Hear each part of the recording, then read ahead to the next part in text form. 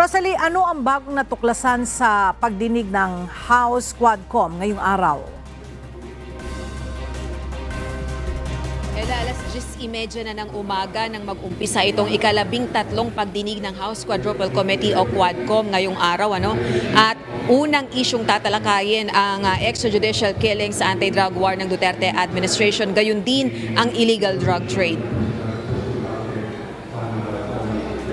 Sa nakalipas na oras, nagbigay ng kanilang opening statement sa mga tumatayong tagapanguna ng Quadcom kaugnay ng mga natuklasan nila sa mga nakalipas na pagdinig at manifestations ng ilang kongresista, lalo na sa naging pagharap sa panel ni dating Pangulong Rodrigo Duterte. Kabilang na rin dito yung hiniling ni House Deputy Minority Leader, ACT Teachers Party List Representative Franz Castro, na investigasyon ng pulisya sa itinuturing itong banta sa kanyang seguridad matapos masaksihan kagabi ang pagpapaputok umano ng baril ng isang tauhan ng pulisya sa isang motorcycle rider sa BGC Taguig.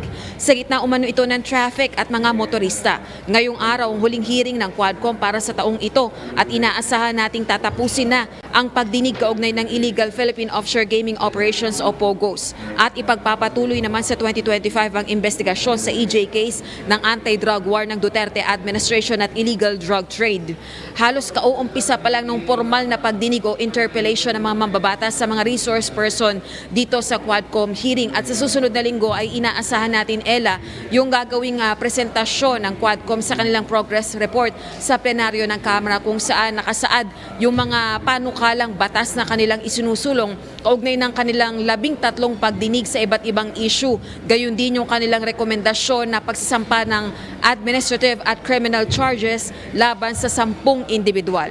Balik sa iyo, Ella. Maraming salamat, Rosalie Cos, live na nag-uulat mula sa House of Representatives.